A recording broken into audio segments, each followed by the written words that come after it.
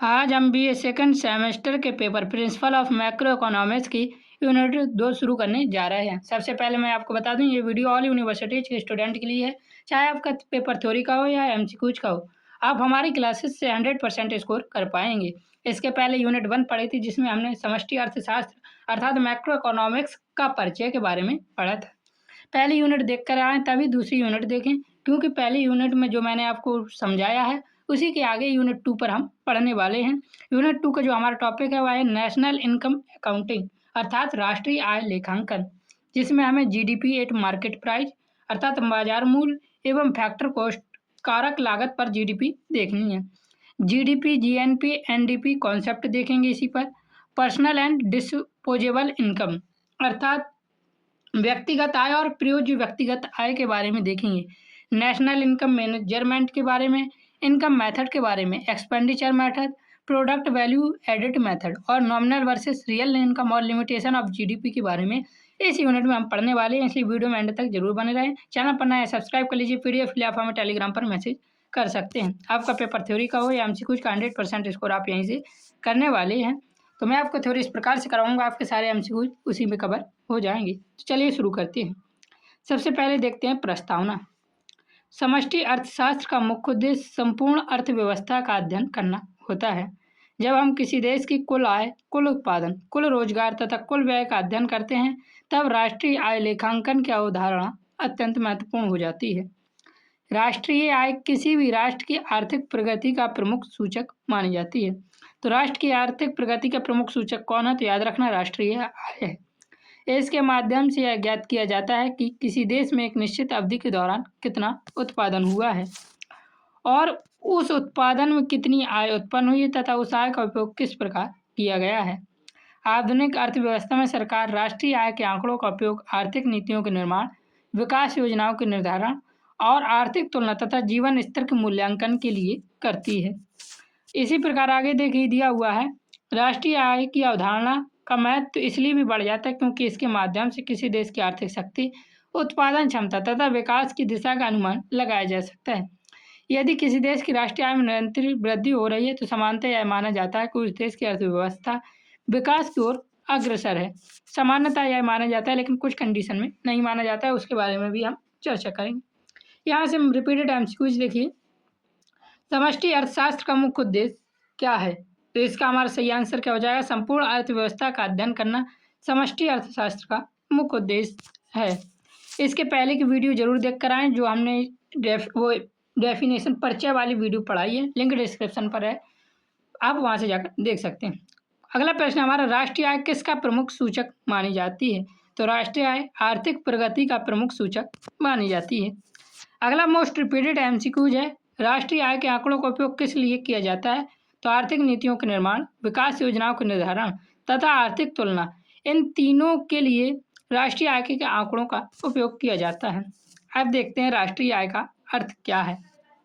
राष्ट्रीय आय से आशय किसी देश के निवासियों द्वारा एक वर्ष में उत्पादित अंतिम वस्तुओं एवं सेवाओं के शुद्ध मौद्रिक मूल्य से है। दूसरे शब्दों में, एक निश्चित अवधि में देश के निवासियों द्वारा अर्जित कुल साधन आय को राष्ट्रीय आय कहा जाता है।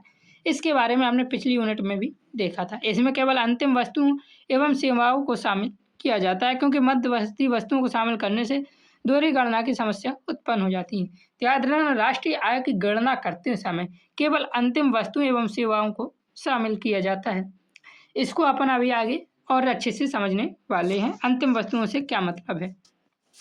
अब देखिए, यहाँ से जो मोस्ट रिपीटेड MCQs में आपका पूछ लिया जाता है वह है प्रोफेसर साइमन कुटने के अनुसार राष्ट्रीय आय किसी देश की वह शुद्ध आय है जो एक वर्ष की अवधि में प्राप्त होती है। तो ये कथन किसका है? तो ये प्रोफेसर साइमन कुजनेट्स का ये कथन है। याद रखना, क्या है कथन? राष्ट्रीय आय किसी देश की वह शुद्ध आय है जो एक वर्ष की अवधि में प्राप्त होती है। इस परिभाषा से स्पष्ट होता है कि राष्ट्रीय आय का संबंध शुद्ध उत्पादन तथा वास्तविक आय से होता है।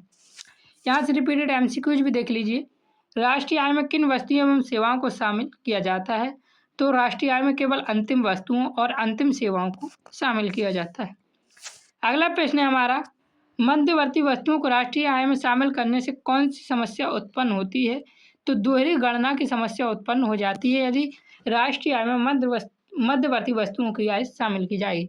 मध्यवर्ती वस्तु और अंतिम वस्तुएं क्या हैं, इनको आगे देखेंगे, अभी सिर्फ याद कर लीजिए। अभी प्रश्न हमारा दिया हुआ है, राष्ट्रीय आय की प्रसिद्ध परिभाषा किसने दी थी? तो जो राष्ट्रीय आय के ऊपर परिभाषा दी थी वो किसने दी थी? तो सिमोन कुजनेट्स ने दी थी। और क्या परिभाषा दी थी ये आप हमें कमेंट में जरूर बताएंगे। अगला प्रश्न है हमारा, राष्ट्रीय आय की प्रमुख अवधारणाएं। राष्ट्रीय आय लेखांकन में अनेक अवधारणाओं का प्रयोग किया जाता है। इन अवधारणाओं के माध्यम से अर्थव्यवस्था का उत्पादन तथा आय को अलग अलग दृष्टिकोण से समझा जाता है। सबसे पहले बात आती है सकल घरेलू उत्पाद की, जीडीपी। तो राष्ट्रीय आय के मापन के लिए जीडीपी, जीएनपी, एनएनपी, एनडीपी इस प्रकार की अवधारणाओं का उपयोग किया जाता है नापने के लिए। इनको थोड़ा थोड़ा हमने इसका परिचय को पिछली यूनिट में देखा हुआ था। तो आप लोग जीडीपी जानती होंगे, इसका फुल फॉर्म होता है ग्रॉस डोमेस्टिक प्रोडक्ट। सकल घरेलू उत्पाद से आशय किसी देश की घरेलू सीमाओं के भीतर एक वर्ष में उत्पादित सभी अंतिम वस्तुओं एवं सेवाओं के कुल बाजार मूल्य से है। जब जीडीपी की परिभाषा पूछी जाती है तो एमसीक्यूज में एक दिक्कत आती है। उसमें आपसे कहा जाएगा देश की घरेलू सीमाओं के भीतर एक वर्ष में उत्पादित वस्तुओं एवं सेवाओं के कुल बाजार मूल्य से है, और एक एमसीक्यू जो होगा अंतिम वस्तुओं एवं सेवाओं के कुल बाजार मूल्य से है। तो याद रखना अंतिम वस्तु एवं सेवाओं, इस पॉइंट को जरूर देखकर ऑप्शन में टिक करना, नहीं तो आपका आंसर गलत हो जाएगा। तो एक वर्ष में भी देश के भीतर उत्पादित होने वाली अंतिम वस्तुओं एवं सेवाओं के कुल बाजार मूल्य से है जीडीपी का आशय। जीडीपी एक घरेलू अवधारणा है, याद रखना जीडीपी कैसे अवधारणा है, तो यह एक घरेलू अवधारणा है, अर्थात इसमें देश की सीमाओं के भीतर होने वाले कुल उत्पादन को शामिल किया जाता है, चाहे उत्पादन करने वाले देश के निवासी हों अथवा विदेशी हों। हमारे देश में उत्पादन हो रहा है मतलब जीडीपी में वह जुड़ेगा। जीडीपी का सूत्र होता है C + I + G + X - M। तो यहाँ पे याद रखिए C से उपभोग व्यय, I से निवेश व्यय और G से सरकारी व्यय है, वहीं X - M से शुद्ध निर्यात का बोध होता है, याद रखें। जीडीपी की गणना करते समय केवल अंतिम वस्तुओं को शामिल किया जाता है, यह बहुत इंपॉर्टेंट टॉपिक है, वो इंपॉर्टेंट पॉइंट है, इसे याद रखना। केवल अंतिम वस्तुओं और अंतिम सेवाओं को ही जीडीपी की गणना में शामिल किया जाता है। अब उदाहरण के लिए आप समझ सकते हैं, जैसे खेत में क्या किया, किसान ने गेहूँ काटा, गेहूँ का मूल्य हुआ 2100 रुपये, याद रखना। जैसे गेहूँ काटा, गेहूँ का मूल्य आया 2100 रुपये, उसके बाद गेहूँ का आटा बन गया। जब गेहूँ का आटा बन गया तो वह बिकने लगा 2300 रुपये में। पहले गेहूँ का प्राइस था 2100, अब गेहूँ का आटा बना 2300 में बिका, और उसी आटे से जब ब्रेड बनाई जाती है तो वह पहुँच गई 5000 रुपये की। तो गेहूँ क्या हुआ 2100 रुपये का, आटा 2300 रुपये का, लेकिन जब आटे से ब्रेड बनाई तो आटे ब्रेड का जो प्राइस पहुँचा हुआ है पहुँच गया 5000 रुपये। तो केवल ब्रेड के अंतिम मूल्य को शामिल किया जाएगा, अर्थात जीडीपी में सिर्फ 5000 रुपये ऐड होंगे, गेहूँ का 2100 और आटे का 2300 रुपये जीडीपी में काउंट नहीं होगा, ये याद रखना। इसे बोलते हैं अंतिम वस्तुएं। अब आगे देखिए दिया हुआ है, जीडीपी आधुनिक अर्थव्यवस्था में आर्थिक समृद्धि का प्रमुख सूचक माना जाता है। तो आर्थिक समृद्धि का प्रमुख सूचक किसे माना जाता है? तो जीडीपी को आर्थिक समृद्धि का प्रमुख सूचक माना जाता है। राष्ट्रीय आय का प्रमुख सूचक मानी जाती, किसका प्रमुख सूचक मानी जाती है? तो वह आर्थिक प्रगति का मानी जाती है, लेकिन जीडीपी का प्रमुख सूचक आर्थिक समृद्धि मानी जाती है। दोनों का मतलब एक ही एक है, लेकिन शब्दों का थोड़ा हेरफेर। किसी देश की जीडीपी में वृद्धि यह दर्शाती है कि उस देश में उत्पादन तथा आर्थिक गतिविधियों का स्तर बढ़ा है। हालांकि जीडीपी आर्थिक कल्याण का पूर्ण मापक नहीं है, क्योंकि इसमें पर्यावरण क्षति, आय वितरण तथा गैर बाजार सेवाओं को शामिल नहीं किया जाता है। अब देश की जीडीपी बढ़ी, इससे ये जरूरी नहीं होता कि देश में विकास हुआ है। ये यहाँ पे भी दिया हुआ है, जीडीपी में वृद्धि यह दर्शाती है कि देश में उत्पादन तथा आर्थिक गतिविधियों का स्तर बढ़ा, हालांकि जीडीपी आर्थिक कल्याण का पूर्ण मापक नहीं है। जैसे अभी आप देख रहे होंगे निकोबार का जो हमारा वो मतभेद चल रहा है, तो या फिर आपने कई बार देखा हो रोड बनने पर भी मतभेद हो जाते हैं। कुछ कहते हैं रोड विकास का काम है, कुछ कहते हैं रोड विकास का काम नहीं। तो वह किस प्रकार से हमारे लिए आर्थिक गतिविधियों, आर्थिक कल्याण कर रहा है, उस हिसाब से लगाया जाता है कि ये चीज़ें सही है अथवा गलत है। अगर उससे आर्थिक कल्याण घटता है तो वो चीज़ें 100% गलत है, और यदि उससे आर्थिक कल्याण होता है, वो कुछ भी हो, आपका रोड बनना हो, इंफ्रास्ट्रक्चर खड़ा होना हो, किसी जगह के यदि जंगल भी कट रहे हैं, यदि उससे आर्थिक कल्याण बढ़ रहा है, उस जंगल को काटना जरूरी है, तो वो भी जीडीपी और आर्थिक कल्याण में माना जाएगा। जैसे पर्यावरणीय क्षति कहीं कहीं होती है, आय वितरण तथा गैर बाजार सेवाओं को शामिल नहीं किया जाता है। इस जीडीपी का पूरा नाम क्या है? तो ग्रॉस डोमेस्टिक प्रोडक्ट जीडीपी का पूरा नाम है। इंपॉर्टेंट एमसीक्यू है। अगला प्रश्न है, जीडीपी की अवधारणा किस पर आधारित है? तो जीडीपी की अवधारणा घरेलू अवधारणा पर आधारित है। अगला प्रश्न देखिए दिया हुआ है, जीडीपी में किसे शामिल किया जाता है? तो घरेलू सीमाओं के भीतर कुल उत्पादन को शामिल किया जाता है।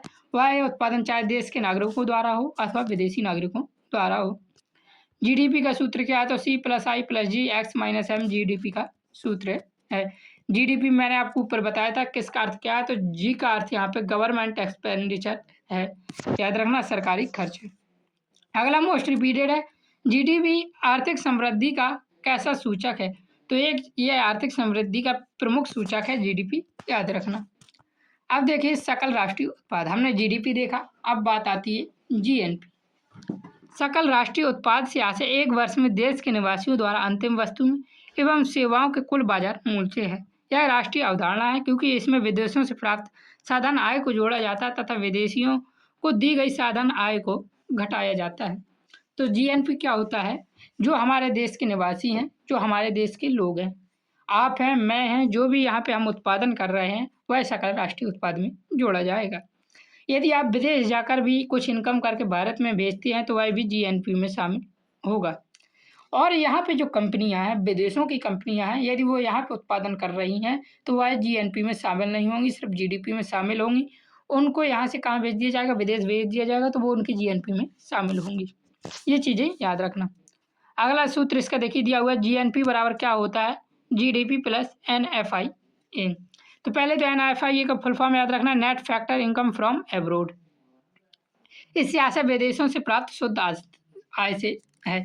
जीएनपी क्या होता है? जीडीपी प्लस NFIA होता है। अर्थात हम जीडीपी लिखते हैं, हमारी जो जीडीपी होगी उस जीडीपी में से जो हमारे देश में विदेशी कंपनियां उनकी आय को घटा दिया जाएगा, और जो बाहर हमारे देश के लोग काम कर रहे हैं उनको जोड़ दिया जाएगा, उसे NFIA, net factor income from abroad, विदेशों से प्राप्त शुद्ध साधन आय है। तो जीएनपी का सूत्र बनता है जीडीपी प्लस NFIA। याद रखना, सूत्रों को घुमा घुमा कर भी एमसीक्यू में पूछा जाता है। यदि किसी देश के नागरिक विदेशों में कार्य करके आय अर्जित करते हैं तो वह जीएनपी में शामिल होगा। दूसरी ओर यदि विदेशी नागरिक देश के भीतर आय अर्जित करते हैं तो वह जीडीपी में शामिल होगा, परंतु जीएनपी में शामिल नहीं होगा। अब आगे देखिए, जीएनपी का पूरा नाम क्या होता है? तो जीएनपी का पूरा नाम है ग्रॉस नेशनल प्रोडक्ट है, याद रखना। अगला प्रश्न हमारा, जीएनपी किस अवधारणा पर आधारित है? तो जीएनपी राष्ट्रीय अवधारणा पर आधारित है। बहुत इंपॉर्टेंट एमसीक्यू है, पूरी वीडियो देखना, वीडियो को एक भी मिस मत करना, 100% स्कोर आप यहीं से करने वाले हैं। जीएनपी ज्ञात करने के लिए जीडीपी में क्या जोड़ा जाता है? तो जीएनपी ज्ञात करने के लिए जीडीपी में NFIA जोड़ा जाता है। अगला प्रश्न देखिए दिया हुआ है, NFIA का अर्थ क्या है? तो net factor income from abroad NFIA का फुल फॉर्म है। अगला प्रश्न अब देखिए, यहाँ से एमसीक्यू खत्म आता है, जीडीपी हो गया, जीएनपी हो गया। अब बात आती है एनडीपी। जब जीडीपी में से देखिए, यहाँ पे पहले देखते हैं, उत्पादन प्रक्रिया में मशीनें, उपकरण तथा अन्य पूंजीगत वस्तुएं धीरे धीरे घिसती रहती हैं। इस घिसावट को मूल्यह्रास अथवा डिप्रिसिएशन कहते हैं। इसकी चर्चा हमने पिछली यूनिट में भी की, लेकिन डिस्क्रिप्शन में जाकर जरूर देखें। जब सकल घरेलू उत्पाद में मूल्यह्रास घटा दिया जाता है तब निवल घरेलू उत्पाद प्राप्त होता है। अभी हम सकल और निवल के शब्दों के बारे में भी आगे चर्चा करेंगे, लेकिन यहाँ पे देखिए, जब हम किसी चीज़ का उत्पादन करते हैं, मान लीजिए हम सिलाई करते हैं, जब हमने सिलाई की तो हमारी मशीन का जो क्या है, मूल्यह्रास हुआ, उसकी कीमत घट जाती है। तो जब जीडीपी में से उस मूल्यह्रास को घटा दिया जाता है, जैसे मान लीजिए मेरी जीडीपी है, मैंने एक पुस्तक को बनाया, उसमें मेरा खर्च आया, उसका अंतिम मूल्य बना 100 रुपये, लेकिन उस पुस्तक को बनाने में मेरी 10 रुपये का मूल्य ह्रास हो गया, तो अब वो बची वस्तु, मेरा फ़ायदा कितना हुआ? 90 रुपये का, मतलब बना मेरा। तो उसे क्या बोलेंगे? एनडीपी बोलेंगे 90 रुपये को, और 100 रुपये को जीडीपी बोलेंगे। 100 रुपये में 10 रुपये का मूल्य ह्रास होने पर एनडीपी प्राप्त होता है। तो इसे याद रखना, जब किसी चीज़ में से मूल्य ह्रास घटा दिया जाता है तब वह निवल बचती है। इसी प्रकार जब सकल घरेलू उत्पाद में से निवल घरेलू उत्पाद निकालते हैं तो मूल्य ह्रास घटा दिया जाता है। तो जीडीपी माइनस डिप्रिसिएशन बराबर क्या हो गया? NDP, net domestic product. निवल घरेलू उत्पाद अर्थव्यवस्था के वास्तविक शुद्ध उत्पादन को व्यक्त करता है। इसी प्रकार एनएनपी, जब एनएनपी जीएनपी में से हम क्या करते हैं? मूल्य ह्रास घटा देते हैं। सकल राष्ट्रीय उत्पाद में से मूल्य ह्रास घटाया जाता है, तब निवल राष्ट्रीय उत्पाद प्राप्त हो जाता है। इसका सूत्र है एनएनपी में से जब जीएनपी में से डिप्रिसिएशन घटा दिया जाता है तो एनएनपी प्राप्त हो जाता है। निवल राष्ट्रीय उत्पाद देश के शुद्ध राष्ट्रीय उत्पादन को प्रदर्शित करता है। अगला प्रश्न यहाँ से देखिए, एमसीक्यूज कैसे पूछ लिए जाते हैं, थ्योरी से एमसीक्यूज पूछे जाते हैं, इसलिए थ्योरी सबसे पहले अच्छे से पढ़ें। वीडियो थोड़ा लंबा होने वाला है इसलिए एंड तक जरूर बनेगा। जीडीपी में से जब मूल्य ह्रास घटाने पर क्या प्राप्त होता है? जीडीपी में से जब मूल्य ह्रास घटाते हैं तो नेट डोमेस्टिक प्रोडक्ट प्राप्त होता है। यह ग्रॉस है, ग्रॉस से नेट बन जाता है जब मूल्य ह्रास डिप्रिसिएशन घटता है, याद रखना। इसी प्रकार जब जीएनपी में से डिप्रिसिएशन घटा देंगे तो क्या बन जाएगा? जीएनपी में से जी से घटाया तो एनएनपी बन जाएगा, नेट बन जाएगा। ग्रॉस से क्या हो गया? डिप्रिसिएशन घटाने पर नेट बन जाता है। इसी प्रकार हमारा दिया हुआ मूल्य ह्रास को अंग्रेजी में क्या कहते हैं? तो डिप्रिसिएशन मूल्य ह्रास को अंग्रेजी में कहते हैं। साधन लागत पर राष्ट्रीय आय, साधन लागत पर निवल राष्ट्रीय उत्पाद को ही राष्ट्रीय आय कहा जाता है। जो साधन लागत पर एनएनपी होता है उसको ही क्या कहते हैं? राष्ट्रीय आय कहा जाता है। यह उत्पादन के साधनों को प्राप्त वास्तविक प्रतिफलों का योग होता है। इसमें मजदूरी, किराया, ब्याज तथा लाभ जैसी साधन आय शामिल होती है। नेशनल इनकम क्या है? NNP eight factor cost. साधन लागत पर एनएनपी को नेशनल इनकम राष्ट्रीय आय कहते हैं। अगली ये थ्योरी देखिए हमारे, बाजार मूल्य पर तथा साधन लागत। राष्ट्रीय आय को बाजार मूल्य तथा साधन लागत दोनों रूपों में भी व्यक्त किया जाता है। बाजार मूल्य वह मूल्य होता है जिस पर वस्तुएं बाजार में बेची जाती हैं, अर्थात जो वस्तुएं आप बाजार से खरीदते हैं उनको क्या कहते हैं? बाजार मूल्य कहते हैं। इसमें अप्रत्यक्ष कर शामिल होता है तथा सब्सिडी घटाई जाती है। जब आपने मान लीजिए पहले सिलेंडर मिलता था, सिलेंडर में क्या होता था? मान लीजिए सिलेंडर 800 रुपये का है, 800 रुपये में उसमें आपको 10% जीडीपी लगी तो 880 रुपये का आपका सिलेंडर हो गया। लेकिन वो आपका जीएसटी लगा 10%, तो आपका 880 उसका किराया हो गया। लेकिन सरकार ने आपको 120 रुपये की सब्सिडी दे दी तो वह आपको 880 रुपये का इस प्रकार से पड़ जाएगा। तो जब किसी वस्तु में से बाजार मूल्य वह तब प्राप्त हो जब उस पर अप्रत्यक्ष कर शामिल होता है तथा सब्सिडी घटाई जाती है। दूसरी ओर साधन लागत उत्पादन के साधनों को दिए गए प्रतिफलों का योग होती है, अर्थात जितना हमारा उस पर खर्च आ रहा है उस वस्तु को बनाने में, उसे क्या कहते हैं? साधन लागत कहते हैं। तो बाजार मूल्य का क्या होता है? जो सूत्र होता है वह होता है साधन लागत प्लस अप्रत्यक्ष कर माइनस सब्सिडी। यदि सब्सिडी नहीं है तो केवल अप्रत्यक्ष कर, जैसे कि हम कुछ भी दुकान गए, दुकान में से नमकीन लेके आए, 5 रुपये की हमें नमकीन मिली तो उसमें क्या होगा? साधन लागत और जो हमारे सरकार जीएसटी लेती है वो दोनों शामिल होते हैं। यदि सरकार किसी वस्तु पर अधिक अप्रत्यक्ष कर अर्थात जीएसटी लगाती है तो बाजार मूल्य बढ़ जाता है। इसके विपरीत यदि सरकार सब्सिडी प्रदान करती है तो बाजार मूल्य घट जाता है। जिससे इस समय सोलर पैनल पर सरकार सब्सिडी दे रही है, इसलिए अपने घर पर सोलर पैनल जरूर लगाएं, ग्रीन एनर्जी को बढ़ावा जरूर दें। अगला प्रश्न है हमारा, साधन लागत पर एनएनपी को क्या कहा जाता है?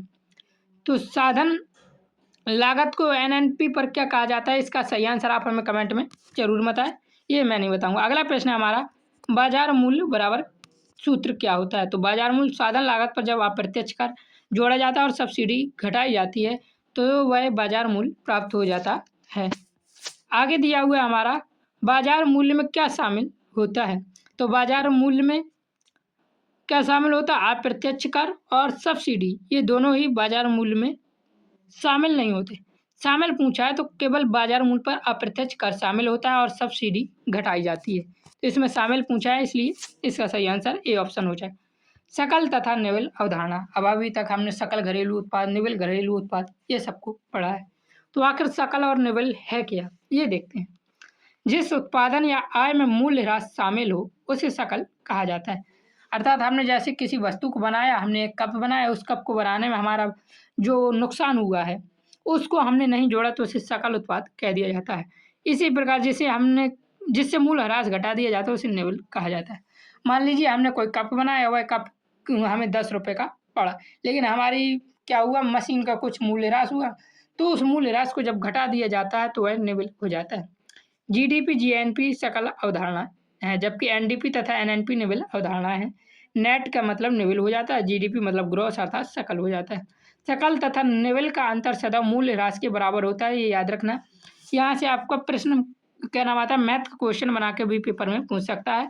जब जीडीपी में से हम क्या करते हैं, जीएनपी घटा देते हैं तो मूल्य ह्रास प्राप्त हो जाता है। जीडीपी में से जीडीपी में से क्या करें हम, एनडीपी घटा दें और जीएनपी में से एनएनपी घटा दें तो मूल्य ह्रास प्राप्त हो जाएगा। अब यहाँ से इंपॉर्टेंट एमसीक्यू देख लीजिए, सकल तथा निवल का अंतर किसके बराबर होता है? तो मूल्य ह्रास के बराबर होता है। अगला प्रश्न दिया हुआ है, इनमें से कौन सी सकल अवधारणा है? तो याद रखिए, एन का मतलब नेट होता है, नेट का मतलब नेवल होता है, तो एनएनपी और एनडीपी तो हट गया। पीआई का मतलब पर्सनल इनकम है, तो जीडीपी बचा, जिसका अर्थ होता है ग्रॉस डोमेस्टिक प्रोडक्ट अर्थात सकल घरेलू उत्पाद। घरेलू तथा राष्ट्रीय अवधारणा क्या है? घरेलू अवधारणा का संबंध देश के भीतर उत्पन्न आय से होता है, जबकि राष्ट्रीय अवधारणा का संबंध देश के निवासियों द्वारा अर्जित आय से होता है, वह चाहे देश के बाहर मतलब इनकम करे या देश के अंदर। वीडियो थोड़ी लंबी होने वाली है, इसलिए पेशेंस रखें। आपके यहाँ से सबसे ज़्यादा एमसी कुछ पूछे जाते हैं इसी यूनिट से। यदि किसी भारतीय कंपनी की शाखा विदेश में कार्य कर रही है तो उसकी आय राष्ट्रीय आय में शामिल होती है। इसी प्रकार यदि कोई विदेशी आय कंपनी भारत में उत्पादन करती है तो उसकी आय घरेलू आय में शामिल होगी। अब आगे देखिए, व्यक्तिगत आय तथा प्रयोज्य आय, ये भी काफ़ी बार पूछा गया है। पर्सनल इनकम बोलते हैं व्यक्तिगत आय को। व्यक्तिगत आय से आशय व्यक्तियों के वास्तव में प्राप्त कुल आय से है। राष्ट्रीय आय का संपूर्ण भाग व्यक्तियों को प्राप्त नहीं होता, क्योंकि उसका कुछ भाग कंपनी द्वारा बचा कर रखा जाता है तथा सरकार को कर के रूप में चला जाता है। दूसरी ओर पेंशन, छात्रवृत्ति, बेरोजगारी भत्ता जैसे हस्तांतरण भुगतान भी इसमें जोड़ दिए जाते हैं व्यक्तिगत आय में। जब व्यक्तिगत आय में से प्रत्यक्ष कर घटा दिया जाता है तब प्रयोज्य व्यक्तिगत आय प्राप्त होती है। जब डिस्पोजेबल इनकम में पर्सनल इनकम में से डायरेक्ट टैक्स घटा दिया जाता है तो क्या हो जाता है, हमारा डिस्पोजेबल इनकम प्राप्त हो जाती है, प्रयोज्य व्यक्तिगत आय प्राप्त हो जाती है। इसको पहले थोड़ा सही करें। अपन कितना था,